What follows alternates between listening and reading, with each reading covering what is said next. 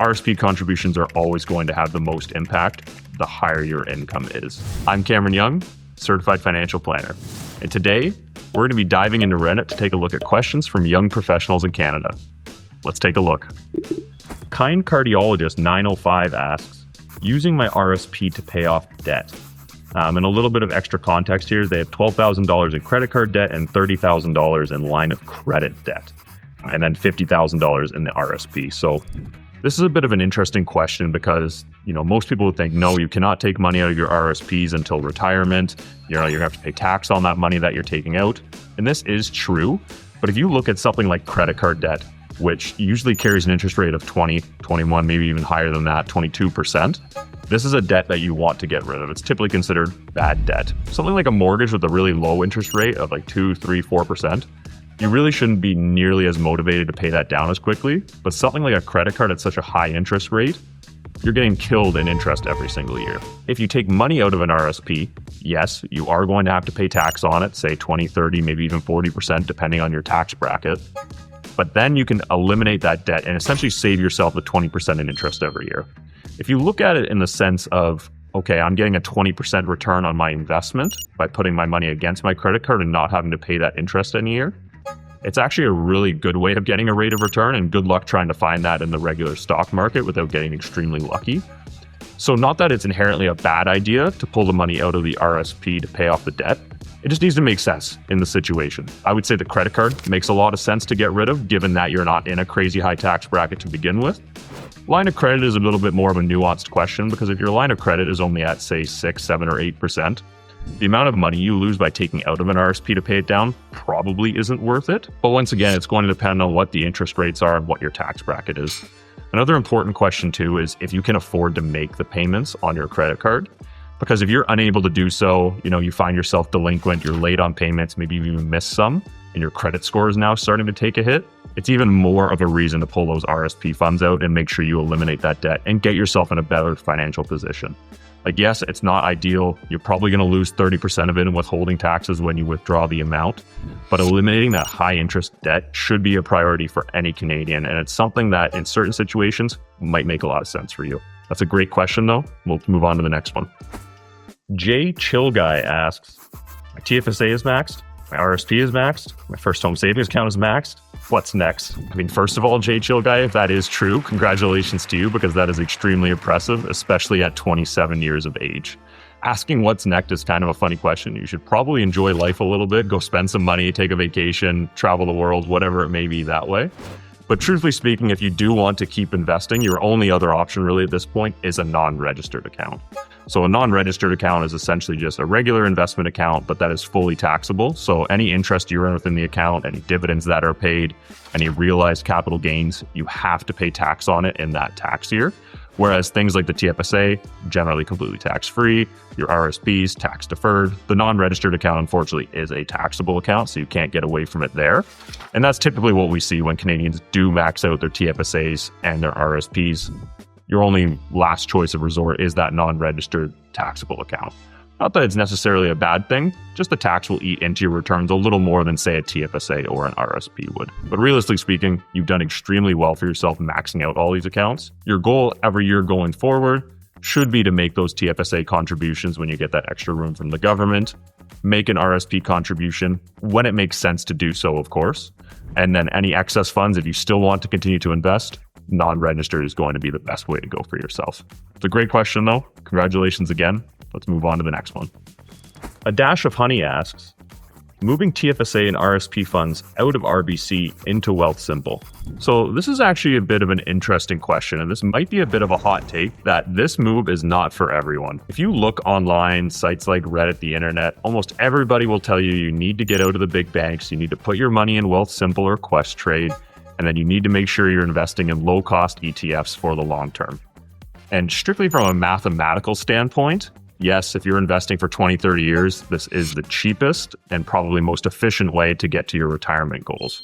But the one thing most Canadians don't think about is the actual psychological effects of investing and the discipline you need when you're using a self-directed platform such as Wealthsimple or Questrade. When a bad market event happens, let's say your portfolio is down 20, 30, maybe even 40%, It's completely up to you to stay the course, understand that you are going to invest for the long term, not panic sell, not make changes to your investments that way.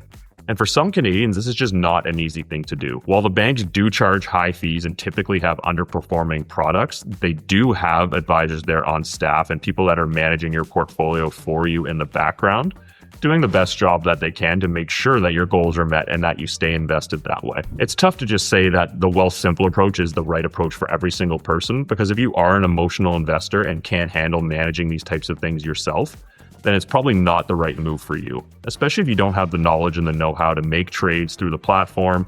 Sometimes it's not always the right choice. Once again, strictly from a math standpoint, yes, it will be the most cost-effective way to do it, and you will get the absolute most out of your returns in the long run.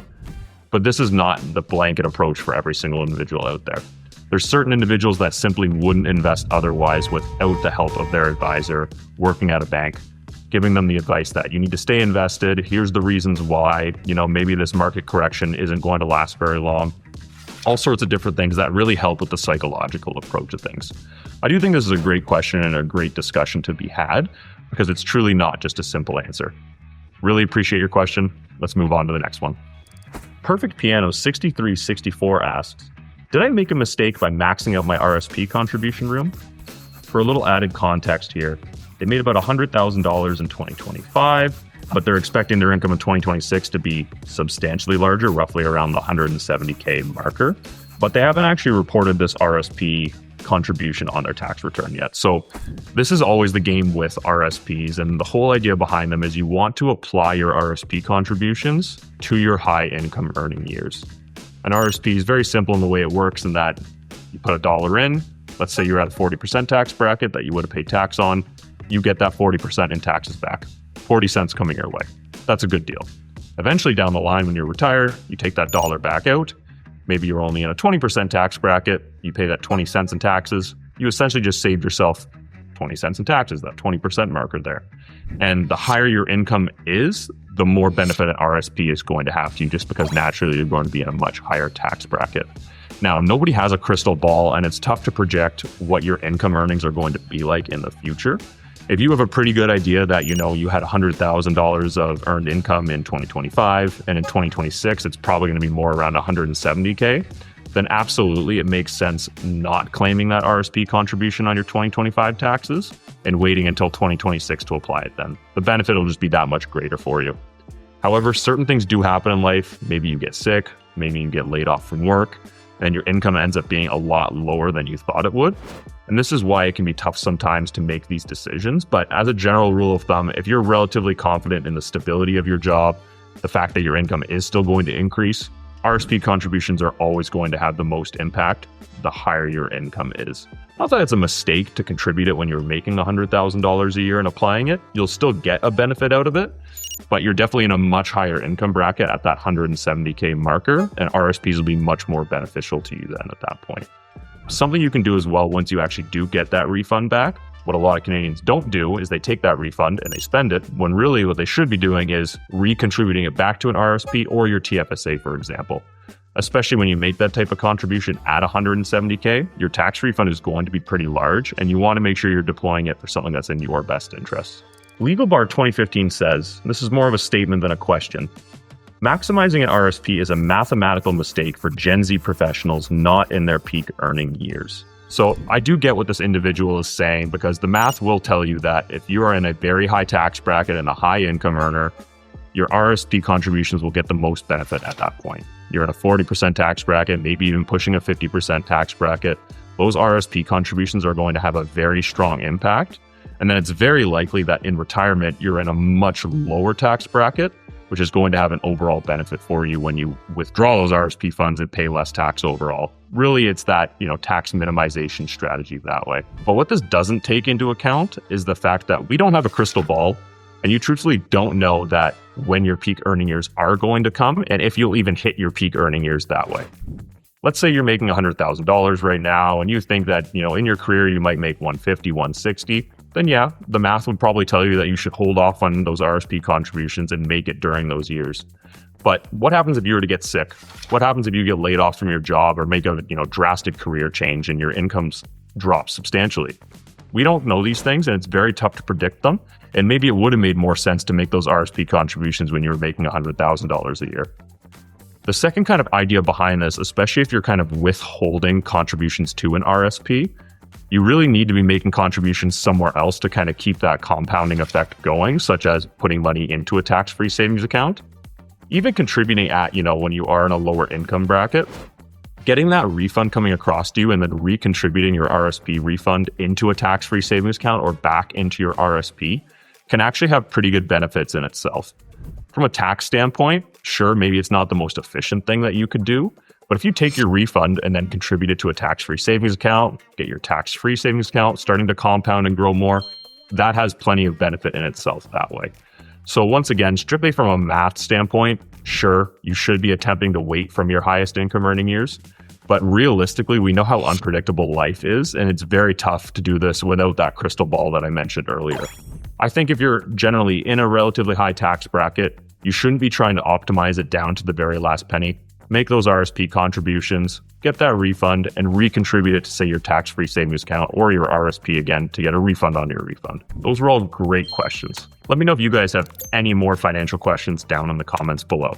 See you next time.